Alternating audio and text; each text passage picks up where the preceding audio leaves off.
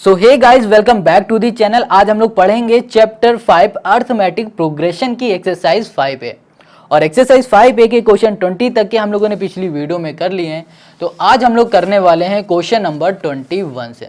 तो यहाँ पर जो क्वेश्चन नंबर 21 है, कह रहा है find the sixth term from the end of the AP. अब यहाँ पर जो हमारे पास एपी दिया गया ना, इस एपी का आखिरी से जो सिक्स्थ टर्म है ना, उस टर्म को हमें बताना है। ठीक है, तो इस तरह का जो क्वेश्चन था 20, वो क्वेश्चन हमने आपको पिछली वीडियो में बताया था। बहुत ही इजीली हम लोग वो कर लिए थे। बिल्कुल उसी तरीके से ये क्वेश्चन भी करना है। ठीक है, तो यहाँ पर ना इसका एक फॉर्मूला होता है जो कि हमने पिछली वीडियो में और पिछली जो क्वेश्चन थे 20 में, उसमें आपको हमने बताया था। तो फिर से उसको एक बार देख लो। तो यहाँ पर जो हमारा फॉर्मूला लगने वाला है वो हो जाएगा, यहाँ लिखा L-n-1 into D. Got it. ये हमारा फॉर्मूला होगा। जब कभी भी क्वेश्चन ये कहे कि आखिरी से सिक्स्थ टर्म, आखिरी से एट्थ, आखिरी से 10th कोई भी टर्म पूछे मगर आखिरी से पूछे, तो हमेशा ये वाला फॉर्मूला लगा देना, आंसर मिल जाएगा।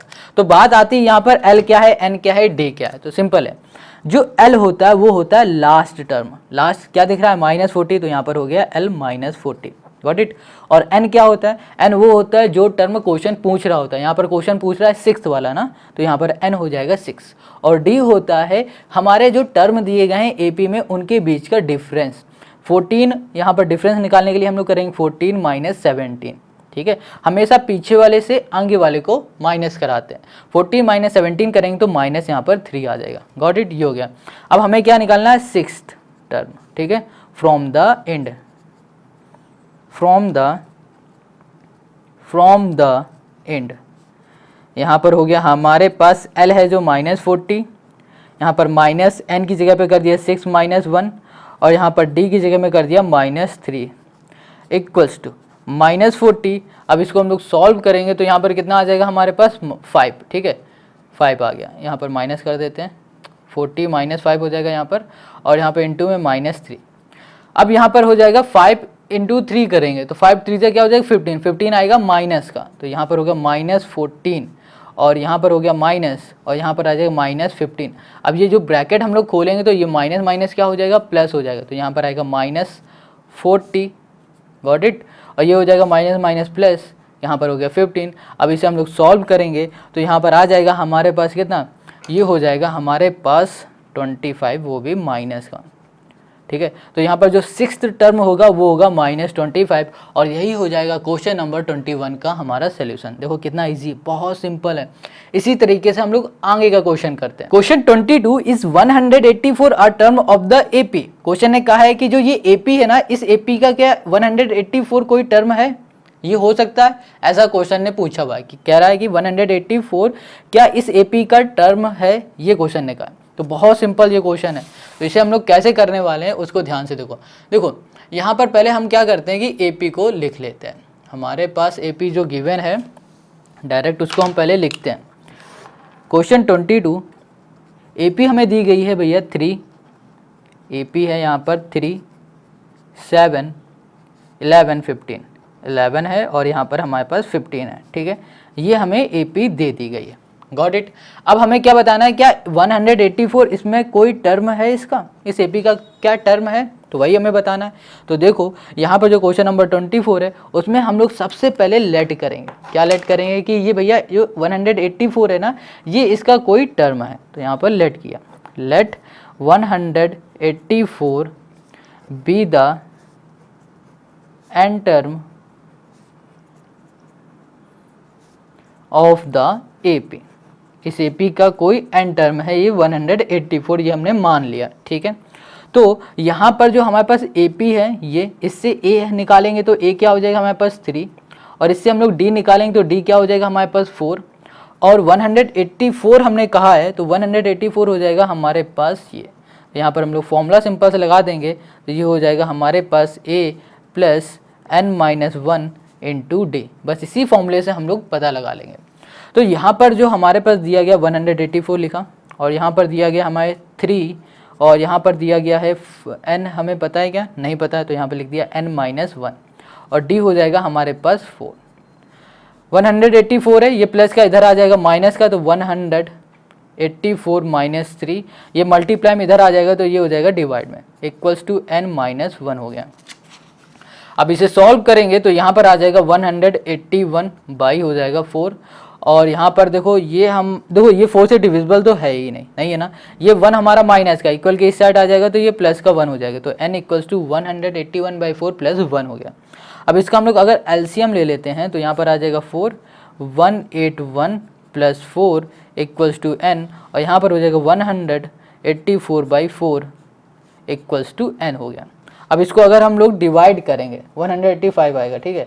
अब 185 आएगा और अगर हम लोग इसको डिवाइड करेंगे तो ये तो हमारा आ जाएगा पॉइंट में, है ना, किस में आ जाएगा पॉइंट में, या फिर इसे हम लोग होल में लिखना चाहें तो इसको हम लोग कुछ ऐसे लिख सकते हैं, यहाँ पर हो जाएगा हमारे पास ओके 6 4 24 25, ठीक है, तो यहाँ पर हो जाएगा 46 1/4 हो जाएगा।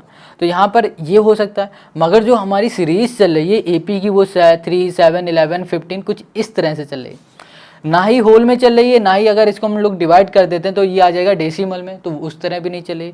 तो इसका मतलब क्या हो रहा है कि हमारे पास जो ये एपी है और इस एपी में जो 184 है ये इसका कोई भी टर्म नहीं है, ठीक है। तो यहाँ पे लिख देंगे 184 इज नॉट अ टर्म, ठीक है, ऑफ द एपी। इसका मतलब देखो सिंपल से ये समझो, ये हमें 185/4 दिया, ये किस में आ रहा है, फ्रैक्शन में आ रहा है, क्योंकि अब इसको सॉल्व करेंगे तो पॉइंट में हमारा आंसर आएगा। यहाँ पर जो फ्रैक्शन में दिया है और जो हमारा एपी चल रही है, क्या ये कहीं फ्रैक्शन में चल रही नहीं आई भैया, ये चलते चलते प्लस में बढ़ती जा रही है, आगे बढ़ेगी, फ्रैक्शन में तो आएगी नहीं। तो इसी वजह से ये 184 हमारा क्या हो जाएगा, कोई भी एपी का टर्म नहीं है, ठीक है। तो क्वेश्चन 22 हमारा हो गया। अब आते हैं क्वेश्चन नंबर 23 में। अब यहाँ पर जो क्वेश्चन नंबर 23 है इसमें भी यही कहा गया है, क्या -150 इस एपी का टर्म है, ये क्वेश्चन ने पूछा है। तो क्या पूछा है कि क्या -150 इस एपी का टर्म है, ये कहा है ना। तो इसके लिए हमें क्या करना पड़ेगा, सबसे पहले लेट करना पड़ेगा। क्या करना पड़ेगा, लेट। हम लोग मान लेते हैं कि -150, ठीक है, be the term of the AP, ठीक है, ऑफ द एपी है। गॉट इट, इतनी बात। अब क्या हो रहा है, यहाँ पर हमें क्या लगाना है, फॉर्मूला लगाना है। तो फॉर्मूला हो जाएगा हमारे पास a plus n-1 into d. तो हमें पता होना चाहिए a क्या है, a हमेशा फर्स्ट टर्म होता है, और जो n होता है वो क्या भैया, n तो पता ही नहीं यहाँ पर। तो सिंपल से यहाँ पर d निकालो, तो d क्या हो जाएगा 8 - 11, ठीक है। तो यहाँ पर 8 - 11 करेंगे तो यहाँ पर आ जाएगा -3। Got it. अब इस वैल्यू को यहाँ पर पुट करेंगे। देखो यहाँ पर हमने माना था कि जो हमारे पास 150 है ना वो क्या है, n टर्म है, ठीक है। यहाँ पर लिख दिया let 150 be the n term of the AP. तो यहाँ पर हो जाएगा हमारे पास -150। तो यहाँ लिखा -150 इक्वल्स टू a की जगह में कर दिया 11 प्लस n-1, और यहाँ पर हो गया हमारे पास d की जगह में हम क्या लिख सकते हैं, -3। ये हो गया। अब हम लोग सिंपल से क्या करेंगे, यहाँ लिखा 150 माइनस का, ये प्लस का है, इधर आ जाएगा ये भी माइनस का, 3 यहाँ पर डिवाइड मल्टीप्लाई में इक्वल के इस साइड आ जाएगा तो ये डिवाइड में हो जाएगा। तो यहाँ पर हो गया n-1 हो गया। अब इसे सॉल्व करेंगे तो यहाँ पर माइनस माइनस प्लस, मगर साइन रहेगा माइनस का, तो ये हो जाएगा 161/-3 इक्वल्स टू हो गया हमारे पास n-1। तो माइनस से माइनस हमारा कैंसिल। तो अगर हम लोग इसको सॉल्व करते हैं तो क्या ये हमारा कट जाएगा पूरी तरह, नहीं कटेगा। तो ये भी हमारा क्या आएगा, पॉइंट में आएगा, पॉइंट में आएगा ना। तो ये हमारी जो सीरीज चली क्या पॉइंट में आने वाली है, नहीं, ये तो हमारी तो माइनस में, देखो बढ़ते से कम होता जा रहा है, कम होता जा रहा है, तो किस में होगी, माइनस में हो जाएगी, मगर पॉइंट में, या फिर ये कहो कि ये फ्रैक्शन में जो दिख रहा है फ्रैक्शन में नहीं आएगी, ठीक है। तो यहाँ पर हम लोग बोल देंगे सिंपल सा -150 is not a term of the AP. Got it, ये हो गया। कितना सिंपल है। तो क्वेश्चन नंबर 23 हमारा कंप्लीट हो गया। अब आते हैं हम लोग क्वेश्चन नंबर 24 में। तो यहाँ पर जो क्वेश्चन नंबर 24 है उसको हम लोग देख लेते हैं। तो क्वेश्चन नंबर 24 में कहा है which term of the AP is the first negative term. मतलब जो हमारे पास एपी दिया गया, एपी हम लिख देते हैं। अब इस एपी में हमें दिया गया 121 है और 117 है और कहा गया है 113 है एंड सो ऑन डैट। अब कहा गया है कि जो हमारे पास ये एपी है, इस एपी में पहला नेगेटिव टर्म कौन सा होगा, ये क्वेश्चन ने पूछा है। पहला नेगेटिव टर्म कौन सा होगा। अब हम लोग कैसे फाइंड करें, बहुत सिंपल है। तो यहाँ पर क्वेश्चन ये समझो कि निगेटिव टर्म कैसे फाइंड किया। देखो अगर ये बताओ कोई भी जब हम लोग टर्म फाइंड करते हैं तो हमेशा क्या करते हैं, t n equals to a plus N minus one into d करते हैं, ऐसे फाइंड करते ना।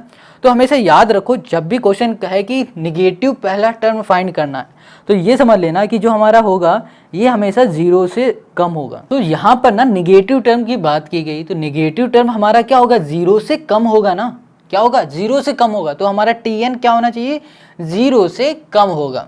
ये बात समझ में आ गई। तो बस सिंपल से हमें क्या करना है, यहाँ पे लिखना है let n term be the first negative term. बस ये हमें करना, क्या करना है, देखो फिर से समझो। क्वेश्चन ने क्या कहा है कि हमारे पास जो ये एपी है, इस एपी का पहला निगेटिव टर्म क्या होगा। तो सिंपल से ये समझो ना कि जो हमारा निगेटिव टर्म होगा वो जीरो से कम होगा, क्या होगा, कम होगा ना। तो यहाँ पर जो टी एन है ये भी जीरो से क्या होगा, कम होगा, क्योंकि ये टी एन ही तो हमारे पास टर्म बताएगा। ठीक है, तो यहाँ पर सिंपल से क्या करना है, बस फॉर्मूले में अब हमें पुट कर देना। यहाँ पर फिर से लिख दे रहे हैं टी एन, यहाँ पर जीरो, टी एन का फॉर्मूला होता है ये A plus N minus one into हो गया डी लेस देन ज़ीरो। अब यहाँ पर ए क्या है, ए देखो ए पी से निकालो, ए हमेशा पहला जो टर्म होता है वो हमेशा ए होता है, 1 to 1 हो गया। और यहाँ पर जो डी होगा वो क्या होगा, जो 117 है इसको माइनस करेंगे 1 to 1 से, तो यहाँ पर आ जाएगा हमारे पास कितना, 4 आ जाएगा। वो भी किसका आ जाएगा, हाँ वो ये हमारे पास 4 आ जाएगा, वो भी माइनस का 4 आ जाएगा। ठीक है, बस अब हमें यहाँ पर लिख देना है। तो यहाँ पर क्या करेंगे, ए की जगह लिखेंगे हम लोग 1 to 1 plus N minus one, और यहाँ पर हमने क्या कर दिया, डी की जगह में हमने कर दिया -4 लेस देन ज़ीरो। 1 to 1 -4 के अंदर मल्टीप्लाई, तो ये हो जाएगा -4n, ये हो जाएगा minus plus 4 less than zero. अब ये सॉल्व करेंगे 125 -4n लेस देन ज़ीरो, ये माइनस का है इधर चला जाएगा तो प्लस का हो जाएगा 125 लेस देन 4n हो जाएगा। ठीक है, अब इसे हम लोग कैंसिल कर देंगे। ठीक है, तो यहाँ पर आ जाएगा, कैंसिल नहीं होगा, ये 4 हमारे पास यहाँ पर मल्टीप्लाई में इधर आएगा डिवाइड में, तो ये हो जाएगा हमारे पास n। अब हम लोग क्या करेंगे, इसको कैंसिल करेंगे। तो कैंसिल अगर हम लोग करते हैं तो ये हमारे पास पूरी तरह तो जाएगा नहीं, पॉइंट में आएगा। तो पॉइंट में ये मानो समथिंग हमारे पास आ जाएगा 2 3 ज़ा 2 1 ज़ा, और यहाँ पर आ जाएगा 2 4 ज़ा 8, सॉरी 4 2 ज़ा 8 हो जाएगा, और यहाँ पर होगा 2 5 ज़ा 10, तो ये आएगा 31.25 लेस देन n।